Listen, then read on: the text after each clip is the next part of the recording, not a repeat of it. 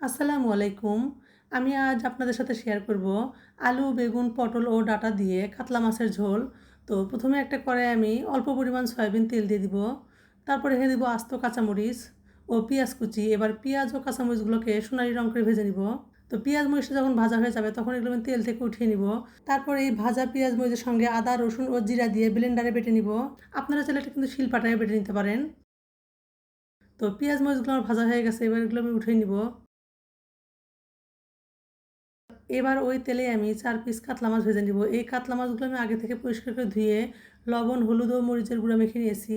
এভাবে মাছ ভেজে রান্না করলে মাছটা রান্না করার সময় ভেঙেও যাবে না আর খেতেও ভালো লাগবে।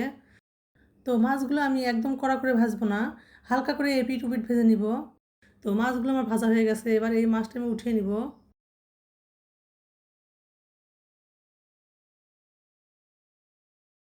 এবার একটা পাতিলে আমি ওই মাছ ভাজার তেলটা দিয়ে দিব। তারপরে আমি এর সঙ্গে আরও কিছুটা সয়াবিন তেল দিয়ে দিব। তারপর দেবো পেঁয়াজ কুচি। এবার এই পেঁয়াজ কুচিগুলোকে আমি সোনালি রং করে ভেজে তেল থেকে উঠিয়ে নিব। এই ভাজা পেঁয়াজটা আমি তরকারিতে একদম শেষে ব্যবহার করব। রান্নার একদম শেষে ভাজা পেঁয়াজ ব্যবহার করলে রান্না থেকে কিন্তু খুব সুন্দর একটা সুঘ্রাণ আসে আর খেতেও অনেক ভালো লাগে। এবার ওই তেলেই দিয়ে দিব আগে থেকে ভেজে রাখা পেঁয়াজ, মরিচ ও আদা, রসুন, জিরা বাটা। তারপর দেবো স্বাদ মতো লবণ, হলুদের গুঁড়া, মরিচের গুঁড়া ও ধনিয়ার গুঁড়া। এবার মশলাগুলোকে তেলের সঙ্গে ভালোভাবে মিশিয়ে নিব। এরপর এখানে আমি ব্লেন্ডারের বাটিটা ধুয়ে অল্প পরিমাণ পানি দিয়ে মশলাটা ভালোভাবে কষিয়ে নিব। এবার ঢাকনা দিয়ে ঢেকে মশলাটা ভালোভাবে কষিয়ে নিব। তারপর যখন মশলাটা কষানো হয়ে যাবে আর তেলটা এরকম উপরে উঠে আসবে, তখন এটা আমি নেড়েচেড়ে এখানে আমি দিয়ে দিব আগে থেকে কেটে রাখা আলু, বেগুন, পটল ও ডাঁটা। এই সবজিগুলো আমি আগে থেকে কেটে পরিষ্কার করে ধুয়ে নিয়েছি। এবার এই সবজিগুলো মশলার সঙ্গে ভালোভাবে কষিয়ে নিব। আর অবশ্যই কিন্তু সবজিগুলো ভালোভাবে কষাতে হবে, তাহলে কিন্তু খেতে ভালো লাগবে। তো এভাবে আমি বেশ কয়েকবার ঢাকা দিয়ে দিয়ে মশলার সঙ্গে সবজিগুলো ভালোভাবে কষিয়ে নিব।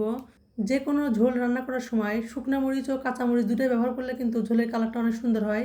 তারপর যখন সবজিটা ভালোভাবে কষানো হয়ে যাবে আর এরকম তেলটা উপরে উঠে আসবে, তখন আমি এখানে দিয়ে দেবো টমেটো। এখানে আমি একটা টমেটো 4 ভাগ করে কেটে নিয়েছি। টমেটো দিয়ে ভালোভাবে নাড়াচাড়া করে এখানে আমি ঝোলের জন্য দিয়ে দেবো গরম পানি। আর অবশ্যই কিন্তু ঝোলের জন্য গরম পানিটা দিবেন।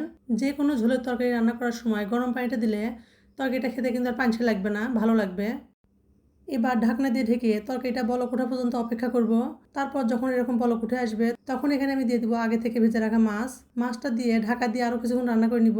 তো কিছুক্ষণ রান্না করে নেওয়ার পর তরকারিটা যখন একদম হয়ে আসবে তখন সব শেষে দিয়ে দিব ভাজা জিরার গুঁড়া ও ভাজা পেঁয়াজ। এই ভাজা জিরার গুঁড়া ও ভাজা পেঁয়াজটা দিয়ে আরও কিছুক্ষণ অল্প আছে ঢেকে রান্না করে নিব। তো তরকারির কালারটা দেখে হয়তো বুঝতেছেন কতটা সুন্দর ও লোভনীয় হয়েছে। আর এই মাছের ঝোলটা ঠান্ডা করে গরম ভাতের সঙ্গে খেতে অনেক মজা লাগে। তো আজকের রেসিপিটি কেমন লাগলো অবশ্যই কমেন্ট করে জানাবেন। আল্লাহ হাফেজ।